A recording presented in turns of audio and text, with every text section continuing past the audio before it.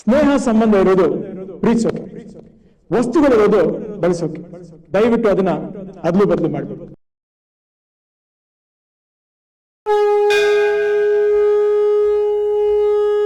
ಎಲ್ಲ ಪ್ರೀತಿಯ ಕನ್ನಡಿಗರಿಗೆ ನಮಸ್ಕಾರಗಳು.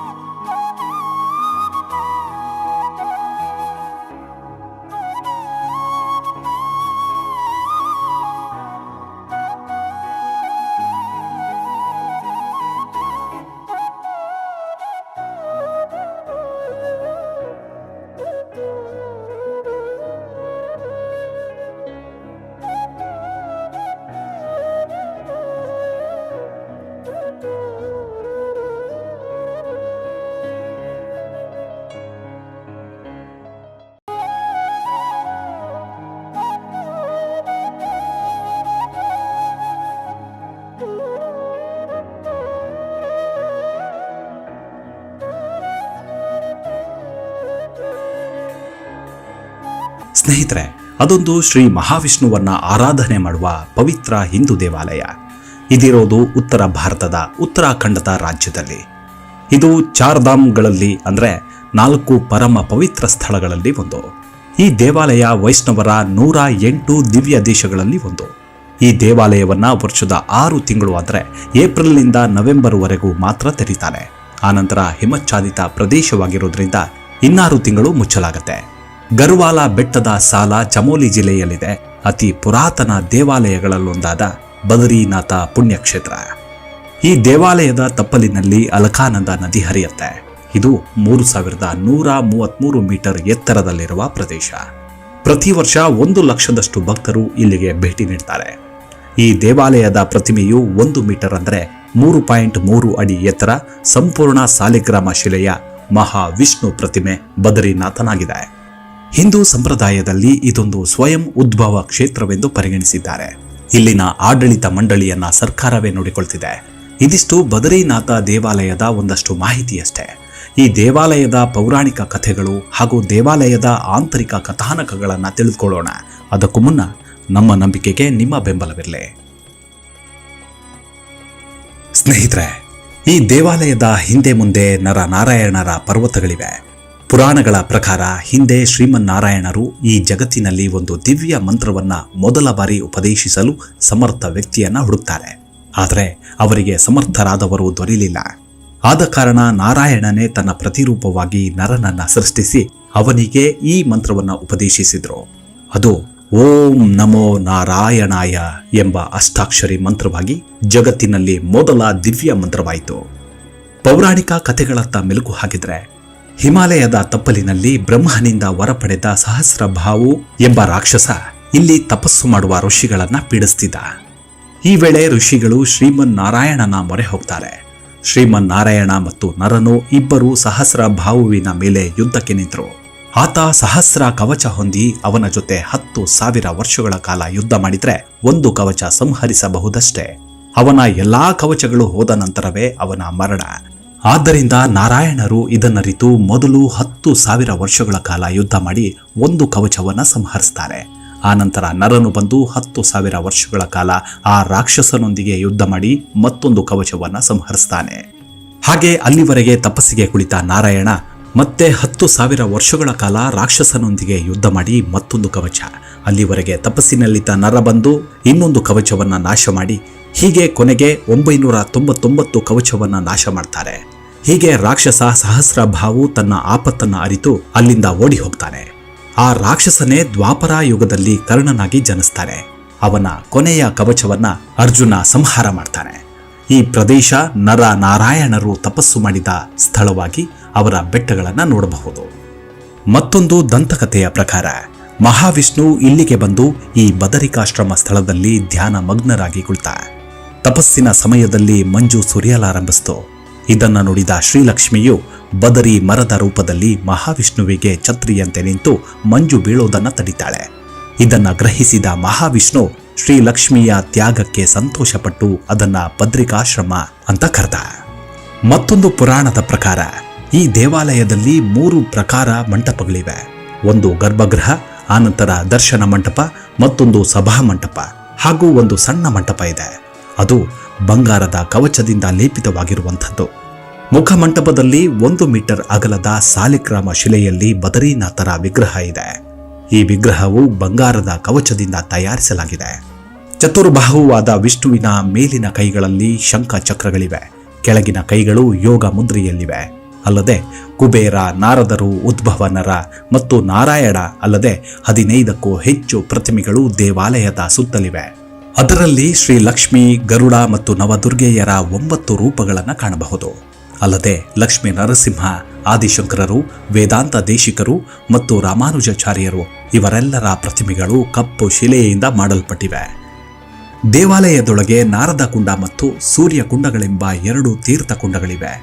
ದೇವಾಲಯದ ಕೆಳಭಾಗದಲ್ಲಿ ಕಂದಕದಿಂದ ಕೂಡಿದ ಬಿಸಿ ನೀರಿನ ಕೊಳ ಇದೆ. ಚರಿತ್ರೆಯ ಪ್ರಕಾರ ಕ್ರಿಸ್ತಪೂರ್ವ 1750ರಿಂದ 500ರಲ್ಲಿ ಈ ದೇವಾಲಯವನ್ನು ನಿರ್ಮಿಸಿದರೆಂದು ದೇವಾಲಯದ ಸಮಿತಿ ಹೇಳುತ್ತೆ. ಆದರೆ ಪುರಾಣಗಳ ಪ್ರಕಾರ ನೋಡೋದಾದ್ರೆ ಯುಗಗಳೇ ಕಳ್ತಿವೆ. ಆದಿಶಂಕರರು 6 ವರ್ಷಗಳ ಕಾಲ ಇಲ್ಲಿ ನೆಲೆಸಿದ್ದರೆಂದು ಉಲ್ಲೇಖ ಆಗಿದೆ. 6 ತಿಂಗಳು ಇಲ್ಲಿದ್ದರೆ ಇನ್ನುಳಿದ 6 ತಿಂಗಳು ಕೇದಾರನಾಥದಲ್ಲಿ ಉಳಿದಿದ್ರು. ಹಿಂದೆ ಈ ಪ್ರದೇಶವನ್ನ ರಾಜ ಕನಕಪಾಲ್ ಆಳುತ್ತಿದ್ದ. 16ನೇ ಶತಮಾನದಿಂದ 19ನೇ ಶತಮಾನದವರೆಗೆ ಗರುವಾಲ ರಾಜ ಸಂತತಿಯು ಈ ದೇವಾಲಯವನ್ನ ನೋಡಿಕೊಳ್ತಿತ್ತು.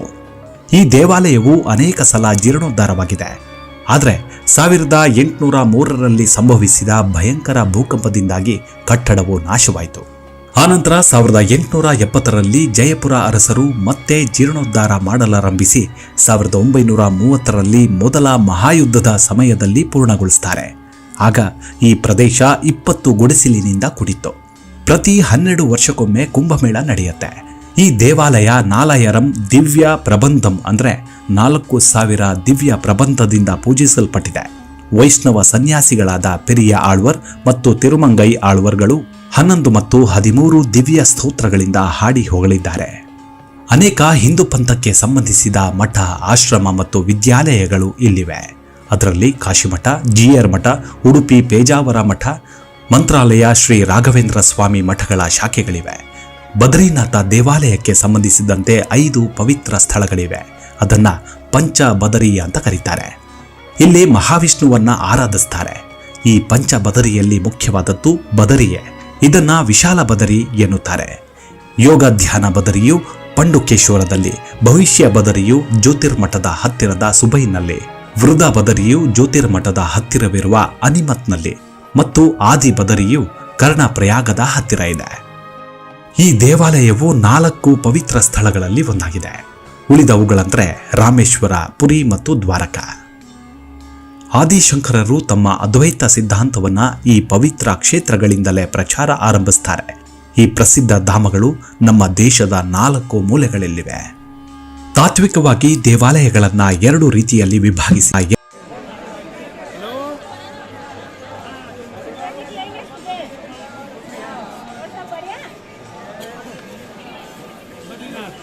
ಜೈ ಬದ್ರಿನಾಥ್ ದೇವಸ್ಥಾನಕ್ಕೆ ಬಂದಿದ್ದೀವಿ ಸ್ನೇಹಿತರೆ. ಎಲ್ಲರೂ ಬದ್ರಿನಾಥನ ಆಶೀರ್ವಾದ ಎಲ್ಲರಿಗೂ ಇರಲಿ ಅಂತ ಕೇಳ್ಕೊಳ್ತೀನಿ.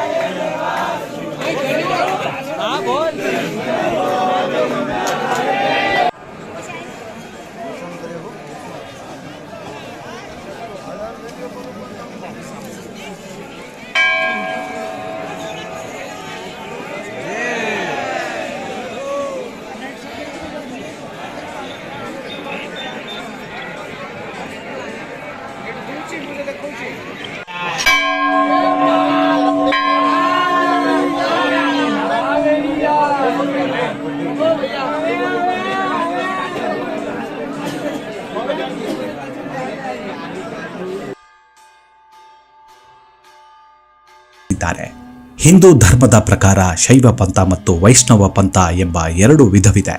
ಹಿಮಾಲಯದಲ್ಲಿ 4 ಧಾಮಗಳಿವೆ. ಇವನ್ನ ಛೋಟಾ ಚಾರ್ಧಾಮ್ಗಳೆಂದು ಕರೆಯಲಾಗಿದೆ.